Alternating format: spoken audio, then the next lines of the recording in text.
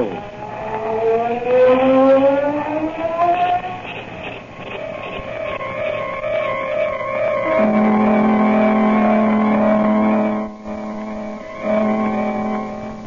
Sweeping down upon the underworld to smash gangland, the friend of the unfortunate, enemy of criminals. A mysterious, all-powerful character, a problem to the police, but a crusader for law. In reality, Dan Garrett, a rookie patrolman, loved by everyone but suspected by none of being the Blue Beetle. As the Blue Beetle, he hides behind a strange mask and a suit of impenetrable blue chain armor, flexible as silk but stronger than steel.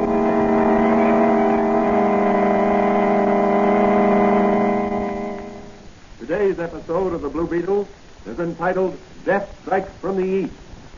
In the city's Chinatown, sons of the Orient are restless, uneasy. The police department expects war between rival tongues to break out at any moment and is prepared. What is behind this uneasiness? Is it something that concerns only the Chinese? Or is there an Occidental hand at work, pulling the strings like a phantom puppeteer? As our story opens, Patrolman Dan Garrett, who in secret is the Blue Beetle, discusses the situation with his friend and confidant, Dr. Franz, in his little apothecary shop. You know, Doc, leaning here on this counter, it's hard to realize that you and I are only a few city blocks away from the Orient. You're referring to Chinatown? Yeah. I wish I knew what was going on down there. Do you think rival towns are about to war on each other? Nope, I don't. Then what do you think is causing this unrest the newspapers speak of? Fear and resentment. Resentment? Of whom? Of us. You mean the police? No. The white race. But what have we done to them? We don't molest them. No, it isn't that. I think there's some sort of a racket going on down there. Are you going to do anything about it?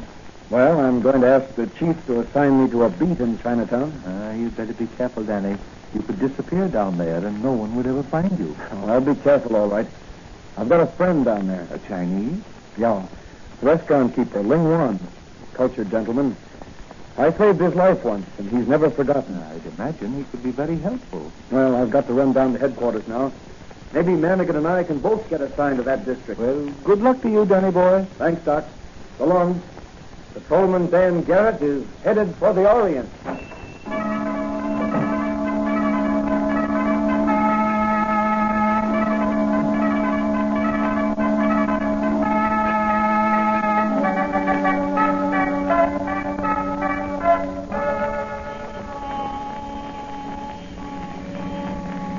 You know, Johnny, it's a wonder to me there ain't more big fires down here in Chinatown. Why, Mike? Well, everything's so congested. How's the fire engine ever going to get through here? Well, I'd be willing to bet that if I should sound the siren on this car, we'd have a clear track ahead almost immediately. Yeah, them babies can certainly scatter in a hurry. Hey, what's that now? That bug smashing up that Chinese restaurant. Come on, Manigan. That looks like Ling Wan's place. Okay. Hey there, you hearing, Flathead? Lay off or I'll blast you. All right, pipe down. Where's the guy what done this? The whirlwind has struck. Who knows whither the whirlwind goeth? Hey, what kind of talk is that? Whirlwind me eye, it was a bunch of hoodlums. Hello, Ling Wan. Ah, my friend, the Honorable Dan Garrett. After the whirlwind, the face of the sun appears to spread light upon a dark and dreary scene. I'm afraid the face of the sun has appeared too late to be of any help to you, Ling Wan. That which hath been is done. Yeah, but we're the law, and we want to know who done it. Ling Wan, this is my friend and brother officer, Mike Manigan. The devastation which is mine is honored by the presence of a friend of the brave and honorable Dan Garrett. Well, now, we'd like to get the facts in this case. Suppose you let me talk with Ling Wan, Manigan. Well, you make a report on this. I've had a hunch something like this was happening frequently here in Chinatown.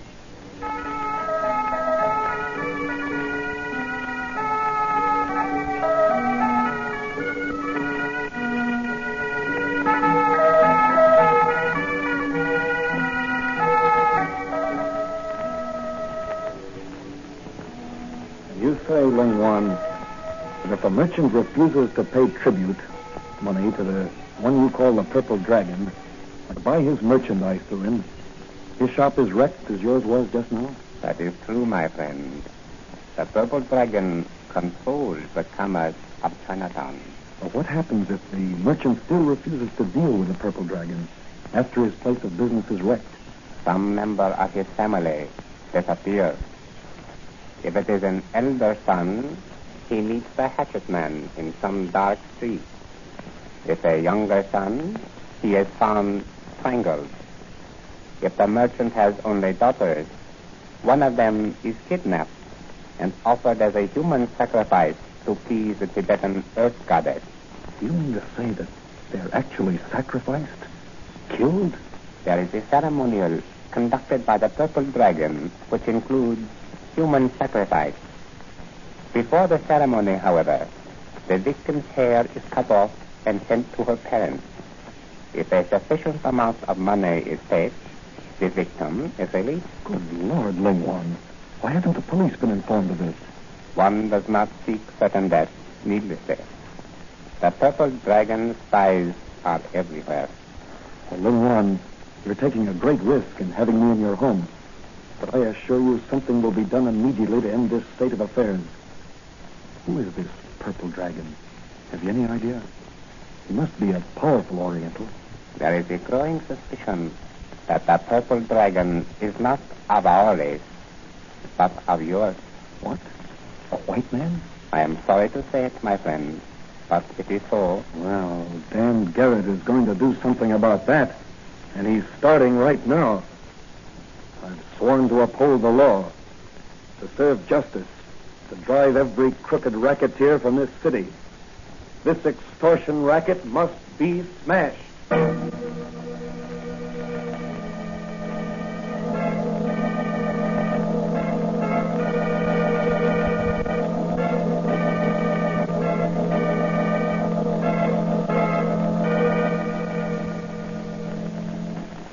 Doc, I've never heard of such a fiendish method of extracting money from honest businessmen. And you say Ling Wan believes the Purple Dragon to be a white man? That's right. He must be a very rich man. Yes, I imagine there are very few who refuse to pay tribute or to purchase their supplies through that crook. Well, so far as you know, the Purple Dragon has confined his extortion activities to Chinese merchants. Yes. I feel certain that if his operations extended beyond the confines of Chinatown, the police would have heard of it. I wonder what the extra's about. Oh, just a minute, Doc. I'll buy a paper. Read all about it. Commissioner Warren's daughter kidnapped. Here you are, boy. Yes, sir. Thank you. Read all about it. Well, what do you know about this, Doc? Well, what is it, Danny? Commissioner Warren's daughter was kidnapped last night as she left a dance at the casino. Commissioner Warren? Yes, the commissioner of markets. I wonder what's back of that. The kidnappers can't expect to get much money out of Warren. He's not wealthy. No, and he's one of our most efficient officials. Say, you don't think... Well, what is it, Danny? I'm going over to Commissioner Warren's house and make a little investigation. Hey, what's that? Someone just threw a stone through the store window. Oh, here it is. There's a note tied to it. Well, what does it say, Danny? Says, devastating tornado descend upon honorable place of business. If inquisitive patrolman Garrett extend nose into Chinatown. And it's signed the Purple Dragon. Let me see that note. Yeah. It's apparently written with a brush, such as Chinese use. Yes.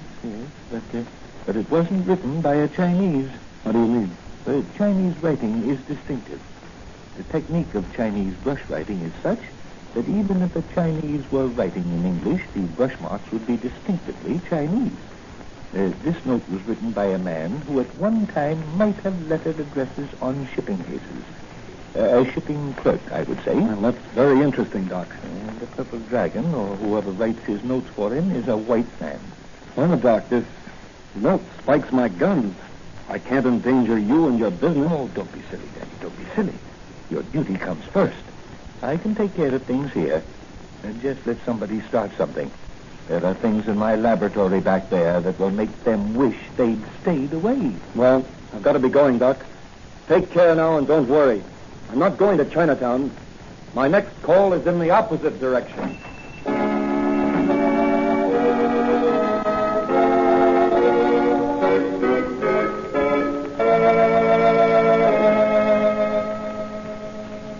Commissioner Warren, I've been assigned by the police commissioner to do a little investigating in this case. Yes, I'm glad you have, my boy. I'd appreciate any information you could give me, Commissioner. I'll give you what I can. Have you any enemies? Yes, plenty of them. In my position, there are bound to be individuals and groups who resent my interference with their attempts to extort money from the firms that do business with the city. Oh, there is an extortion racket. Well, yes. At least I am convinced that many merchants are paying out money to protect their goods and places of business from destruction. In Chinatown, for instance? Why, yes. How did you know? I have a friend in Chinatown. I see. Well, to be frank with you, I've been conducting a quiet investigation down there. You think your daughter's kidnapping is in retaliation? I'm certain it is. Why? This note. I received it about an hour ago. Here, read it. The Tibetan Earth Goddess is angry. You are interfering with her plans. Unless you cease your efforts, you will never see your daughter again. Signed, the Purple Dragon. This note was written by a white man also. Beg pardon, what did you say? Oh, I said this note was written... Excuse, please. Messenger leave package for Honorable Commissioner. Thanks, Ling Chao. Who was it? Ling Chao, no see. Messenger, push button, leave package on doorstep, run away. All right, Ling Chao, you may go. Better not open that, Commissioner. Might be a time bomb or some type of infernal machine that'll explode when opened. It doesn't feel heavy enough. Any sound of ticking? Not that I can hear. Better let me have that package. I'll open it. You stand over there. Now be careful, Garrett. Boss can't afford to lose men like you know. Thanks, Commissioner. Well, here goes. What is it? A box full of golden hair. My daughter. Her hair is that color. You don't think that... Oh, no, she's not dead yet, but something will have to be done quickly, and I'm going to do it. What are you going to do, Dan? I've got a hunch, and I'm going to play it. What can I do to help? Call up the Income Tax Bureau and find out, if you can, which 2 or 3 persons in the city showed the greatest increase of income last year. Also, find out anything else you can about them. When you get the information, phone it to Dr. Franz or to me at his shop. I'm certain that one of these persons will prove to be the Purple Dragon.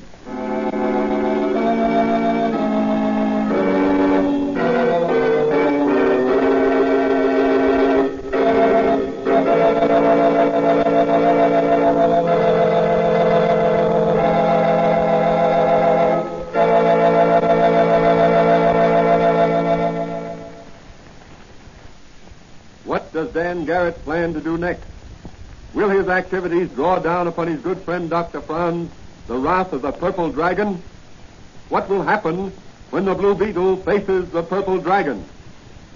Meanwhile, in a room adjoining the auditorium of a little Chinese theater deep within the confines of Chinatown, a group of hard-faced men are receiving instructions from their chief. I want you men to get this straight. There must be no slip-up. At 11:30 tonight, you have Commissioner Warren in this theater, or else. I don't care how you get him here, but get him. Sure, boys, we'll get him. You're bringing him in the back way. Put him in one of the boxes to the left of the stage. Is that clear? Yeah. You 2 men stay with him. Tell him if he makes a move to escape, he'll never see his daughter alive again. You got that straight? Yeah, we got that straight. Well, and you leave the rest to the Purple Dragon.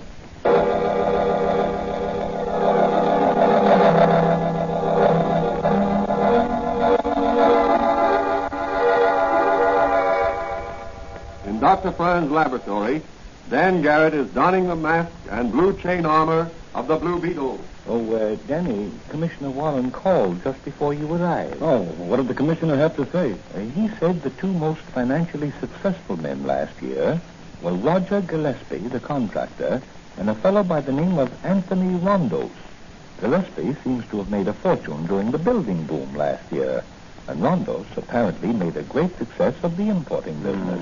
Rondos is our man, I'm sure of it. Where does he live, did Warren say? Yes, he recently bought Ridley Home. I know that place. Yes, Danny, I know. I remember you visited the house secretly one night while you were making an investigation of Banker Ridley's strange death on the operating table. That's the place. Well, that'll be the Blue Beetle's first call tonight. So long, Doc.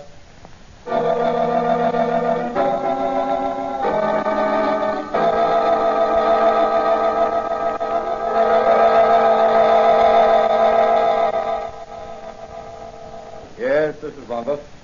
What's that? Now, listen, Maisie. I won't be able to see you tonight. I'm going with some of the boys to a show. A Chinese masquerade. What? Why, I'm going as the Purple Dragon. Yeah, ain't that something?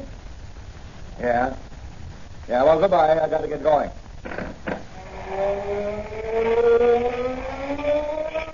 The Blue Beetle.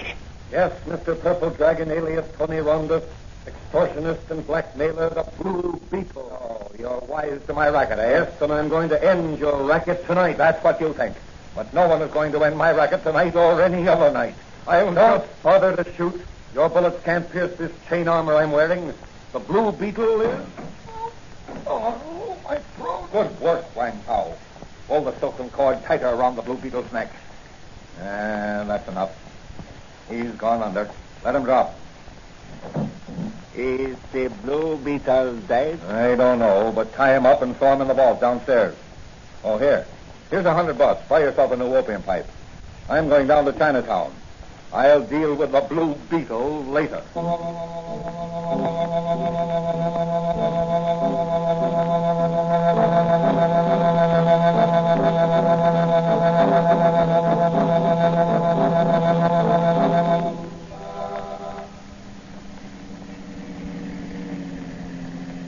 I demand to know where you're taking me. To see your daughter, Commissioner Warren. Where is she? Where have you hidden her? If you've harmed the hair of her head, I'll... Don't worry, Commissioner.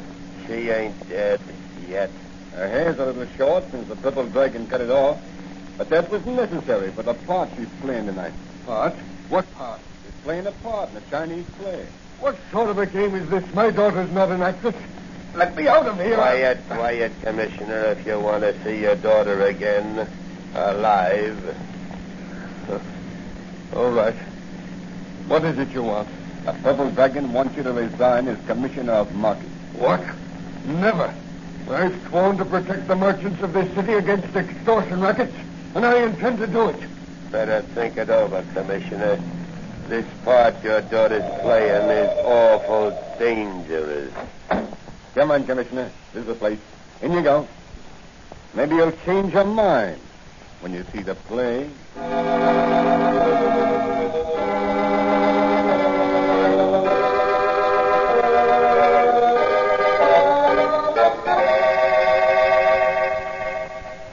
Meanwhile, in his laboratory, Dr. Franz is working on some of his interesting experiments.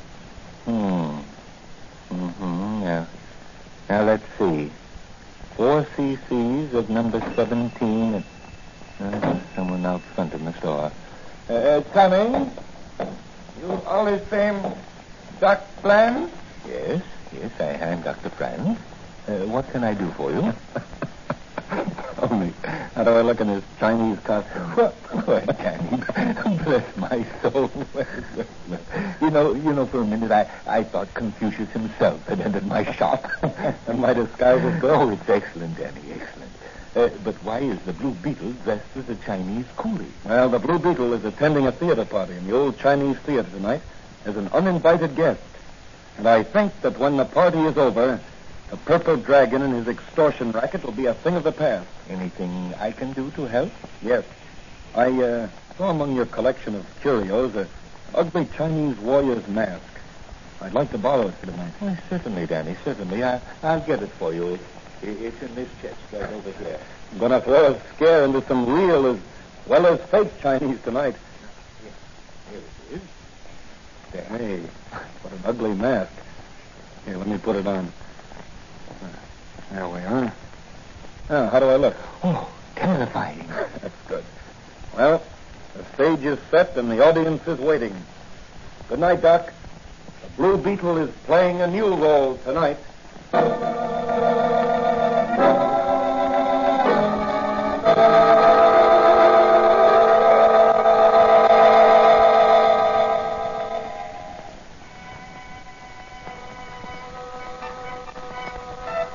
In a dimly lit auditorium, a hushed group of Chinese merchants await the performance they have been ordered to attend. In a box at the left of the stage sits a man, apparently the only Occidental present. Beside him sit two grim-looking individuals in Chinese costume. A strange power seems to hold the audience hypnotized as the curtain begins to ascend and reveals a large altar in the center of the stage, surrounded by lighted candles. Upon the altar is stretched the bound figure of a white girl, shorn of her hair and clad in a white silk kimono, embroidered with a large purple dragon. Before the altar stands a gigantic Chinese, his head covered with a golden helmet and his face hidden behind a cruel, hideous mask. His upraised hands clutch a two-edged sword. Back of him are grouped a dozen tense, muscled Chinese, likewise masked. Suddenly, mighty Tibetan goddess angry, the white infidel has defied her will, so Tibetan goddess must be appeased. Human sacrifice must be made upon the altar. No, that's my daughter. Tibetan goddess speak again. Her voice says, death to white maiden. No, I'll do anything. What is it you demand? White infidel interfere with priest of Tibetan of goddess. He encouraged Chinese merchants to withhold tribute. I, priest Purple Dragon, demand you resign from high office. No, I won't resign. This is a racket. You and your gang of cut out the fingers. 3 times of goddess has spoken. Her verdict is death to white maiden. Only her blood upon this altar will appease earth goddess. The Blue Beetle. Yes, the Blue Beetle. Reincarnation of the Oriental God, the final judgment. There's a Blue Beetle, that crazy Chinese mask appeared in the stage. Oh, he's a fake. The real Blue Beetle is in the vault of my home. Wang Chao put him there. Earth goddess in person. He calls for sacrifice. Oh, Earth goddess, I give you your... Drop that sword or I'll blast you with my magic ray. The word of Earth goddess is in ruling. He cannot be touched. Ruling gives Earth goddess her sacrifice. Get the Blue Beetle. You ruin our racket. Come, Bugsy, Quinton, one band, all of you. Real Chinese, fake Chinese, I can handle you all. This is for you, Muncie. There goes your masked purple dragon, and here you go. And here comes the police to pick up the pieces. Hey, come on, let's get out of here. The cops are... Oh, you don't? There'll be room for you in the wagon. Look out, Blue Beetle, that Chinese, the sword. That will take care of you. These Chinese devils are soft. Thanks, Commissioner, for the warning. Hey, you merchants in the audience. Here's your chance to clean up your own racket. Go to it, Miner. Clean out the rats that have been infesting your business. No more will the purple dragon take the sword of human sacrifice over your head. He has been unmasked by the Blue Beetle. The Blue Beetle's work is done.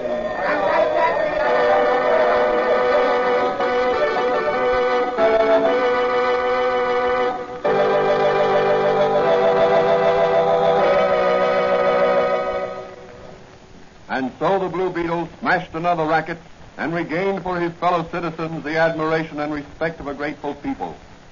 Later that night, the Commandant Garrett, no longer in the costume of the Blue Beetle, sits in Dr. Franz's laboratory discussing the case with Dr. Franz. Well, Danny, what gave you your first clue? The package of hair the commissioner received. And to think that such things can be. Why didn't some of those Chinese merchants report this racket to the police? Fear of vengeance. You know, Doc, fear is the greatest enemy of mankind. Back of every hatred, every failure, every broken human relationship. That's very true, Danny. Well, Doc, I'm going along now. Got to get some sleep sometime. That's true. Patrolman Dan Garrett has to rest if the Blue Beetle wants to fly. Good night, Doc. I'll drop in tomorrow and see how you're coming along with that new portable television set you're building.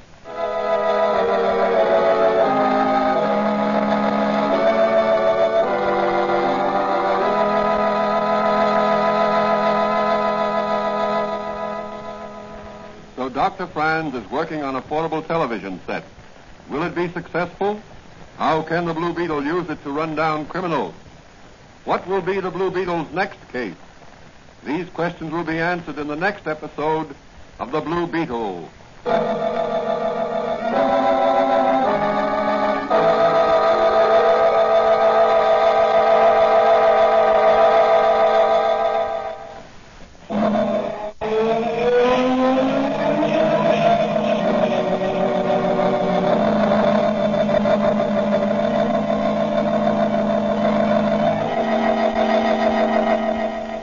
The Blue Beetle is a copyrighted Fox feature appearing in Mystery Men Comics magazine on sale at your newsstand.